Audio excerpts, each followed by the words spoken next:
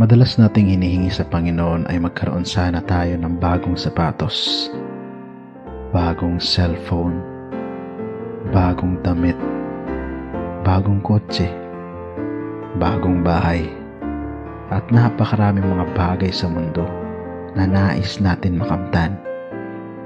Pero alam mo ba ang nais ng ating Panginoon na ibigay sa atin ay ang bagong puso? Ezekiel 36 verse 26, "A new heart also will I give you, and a new spirit will I put within you, and I will take away the stony heart out of your flesh, and I will give you a heart of flesh." May dalawang klase ng puso na makikita natin sa teksto na ito. Una ay ang stony heart, also considered as the old heart, and the heart of flesh, which is also called the new heart. Ang stony heart o pusong bato ay pusong makasalanan. The heart of flesh o pusong laman, ito naman ang dinalisay ng Diyos. When Jesus speaks of the new heart, He means about the mind. He means about the life. He means about your whole being.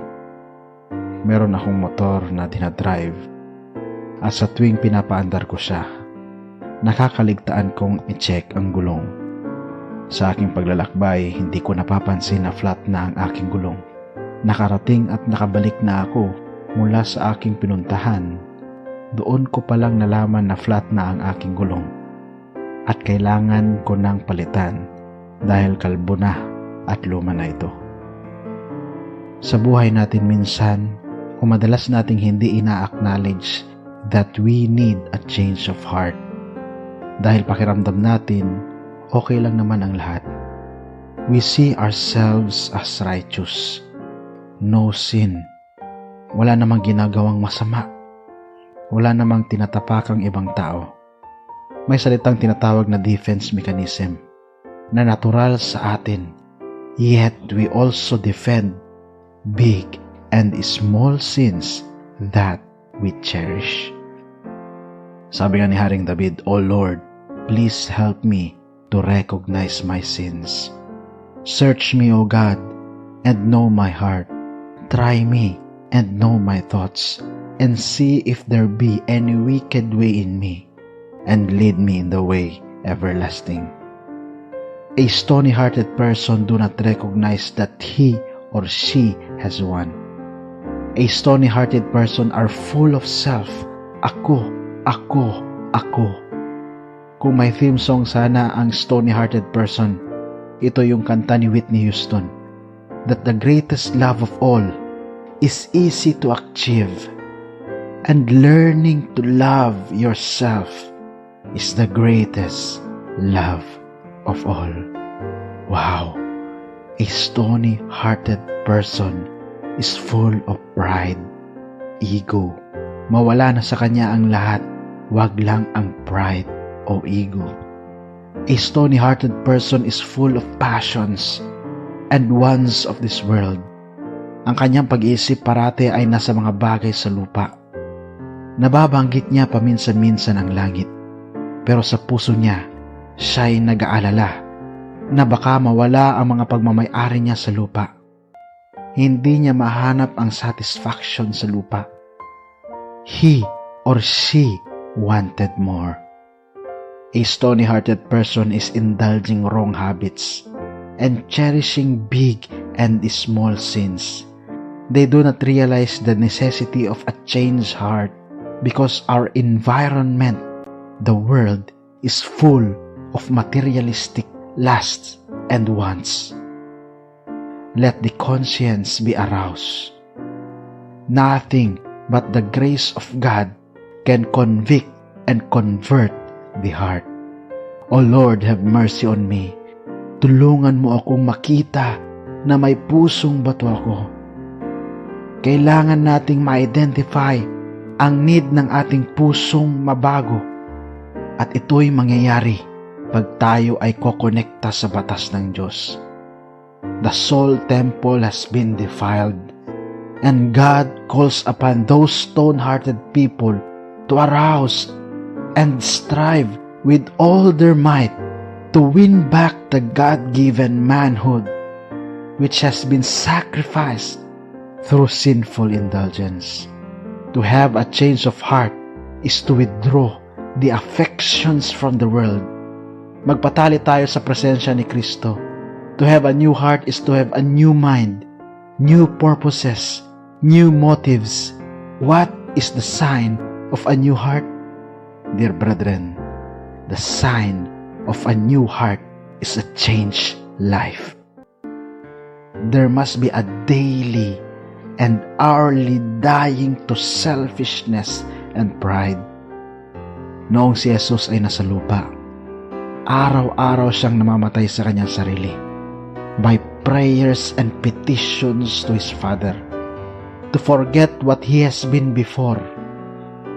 He is denying Himself of His greatness. Ang buhay ni Jesucristo sa langit ay hindi basta-basta. He is the King of Kings and the Lord of Lords. Napakahirap sigurong kalimutan ni Jesus na siya ay Diyos. But He is denying Himself. He is denying Himself of His greatness and becoming naked and die the most shameful death is really something.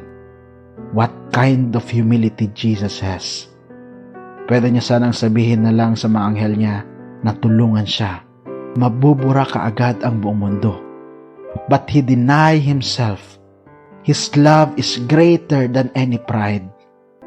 His unselfishness is far more greater than the one to love Himself. Actually, pride and selfishness do not exist in His heart because His love for you overflowed. Dear brethren, we need to have a change of heart, a heart like Jesus Christ. Actually, Jesus said, I will put a new heart to you. Gusto niyang sabihin na anak, ibibigay ko mismo ang puso ko sa iyo, sapagkat ang pusong meron ka ay pusong bato. At ang pusong yan, anak, ay patay. I will give you a heart that will pump blood for eternity. A heart that will sing gladness no matter what trials come along your way. I will give you a heart full of love and be a witness for me. I will give you a heart that will never die. I will transform your stony heart to a heart of flesh. Jesus is also trying to say, I want to live inside your stony heart. I will transform your heart. Let me live inside you and help you to acknowledge your sins, to deny yourself, and let me come inside your heart. Alam mo ba kung bakit hindi pa dumadating ang Panginoon at bakit hindi pa binubuhos ng Panginoon ang latter rain? According to the pen of inspiration, dahil hinihintay Kanyang isurrender mo ang puso mo sa Kanya, acknowledging that we do have a stony heart.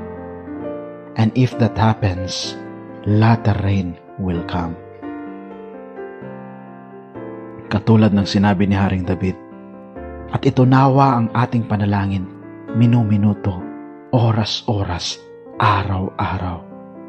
Psalm 51 verse 10 to 12. Create in me a clean heart, O God, and renew a right spirit within me.